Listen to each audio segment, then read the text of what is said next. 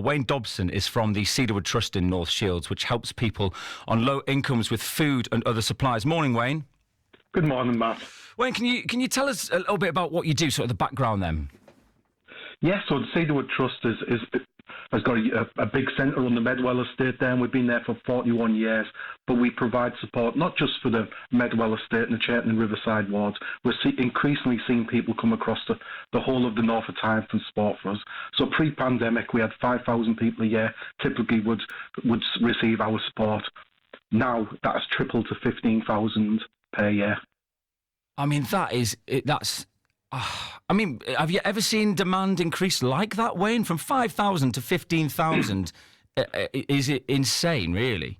It is, and it really is. I mean, just after the pandemic we sort of reopened again, when people started to move back into the normal lives, if you like, and the restrictions had dropped, we were receiving a phone call every minute of the 8-hour days we were open for somebody wanting support around their mental health because they'd been cocooned in their own home and restricted from normal living, if you like. Yeah, so the demands, not just on mental health, but on where people go for claiming benefits, for food advice, for a whole range of different advices, have really, really increased. Yeah. Look, so Wayne, I always look at someone like yourself, and the guys at the Cedarwood Trust. You do a brilliant job. You're kind of on the front line, and obviously, slightly different to a food bank. Your members pay £4, and you get a weekly shop. Rather than getting it for nothing, you do pay £4, but you're getting that full weekly shop. I mean, how do you think it's going to be affected by the autumn statement? How do you think it's going to affect people? Your members. I think what we're certainly witnessing at the Cedarwood Trust is that we've got 550 members now who are attending for a weekly shop. We have a queue of 44 people, typically when we open up. And it sort of reminds me of, I'm old enough to remember the EU food mountain queues when people used to queue for stew and steak and the sugar. And it sort of resembles that sort of image, which upsets me greatly that people have that need. But on another level, I'm happy that we're able to provide that support for people to stop them dropping into crisis. What we're certainly seeing now is that the largest increase of people coming to us are pensioners. It's pensioners who are coming to us and joining the food membership scheme, but also those people who are in work. I think for a long time now in the North East, we've got used to certain circumstances where we've had to live by hard times. So austerity changes its name. But has it really gone away? It's something that we're accustomed to, and a lot of people live in poverty, and a lot of people live in persistent poverty. But what we're certainly seeing now is that those people who've worked all their lives, have put their savings away, and now having to reach out for that support.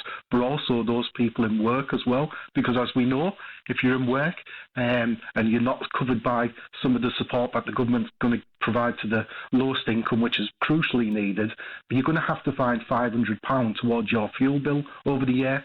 And that's £500 that people are going to have to somehow scrape together out of their existing budgets.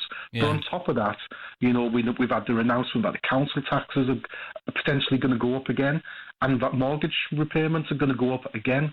So it's mortgage repayments, council tax, £500 energy bills, and the inflation on food and fuel has not levelled out yet.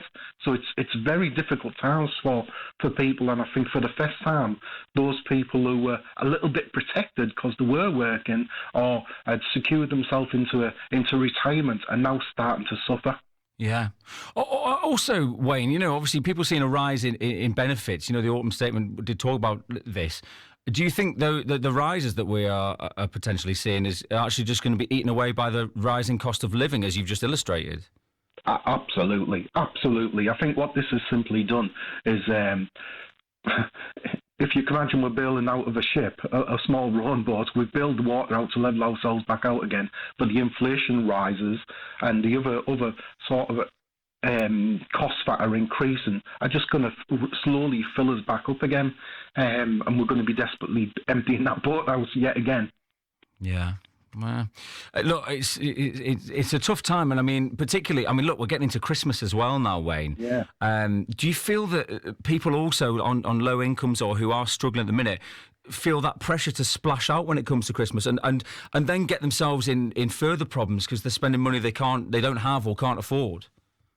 Absolutely, we see it happening. We certainly see it happening. You know, as we know, children pressure. I was just hearing yourself, and it moved me the way you were speaking earlier on, Matt, around having a small child. I have a 2-year-old myself, and the pressures they put on you, that you want to give them the best in life.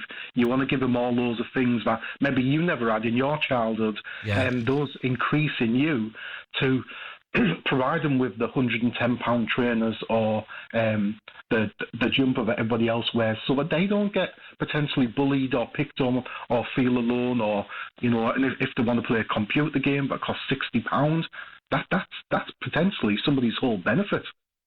Yeah. Oh, Wayne. Well, as you say, you know, I've got a little son. As you say, you want to give them the world, don't you? That's the thing. Yeah. When you've got a kid, you want to give them the world, and you want to treat them and everything else. But it's getting harder and harder to do so, and harder to think of people out there. Because everyone talks about the cost of living, and now everyone's talking about the cost of giving crisis as well, Wayne. And it just breaks your heart, really, doesn't it? It does, but what I do know from the northeast is that, and from our region typically, is that we have a huge sense of community spirit, and people will pull together. We've seen that during the pandemic, and if people can give, they will give. We have some fantastic opportunities like the tin on the wall, where people can donate a tin of food, because we all have something in our cupboards that we're never going to eat, that we put aside for a rainy day but never gets eaten. So let's donate that. If you've got time, come along to the Cedarwood Trust or your local community centre and volunteer that time, and pull together. Yeah, absolutely. Well, Wayne, it's great to chat to you this morning, mate, and we will be in touch across December, across the Christmas period, to see if we can be any more help. All right, mate? Excellent. You have a wonderful Cheers. Thank you. Cheers, Bye. Wayne. Thank you too. That's Wayne Dobson from the Cedarwood Trust in North Shield there, help people on low incomes with food and other supplies going into a time of the year that is sort of notoriously difficult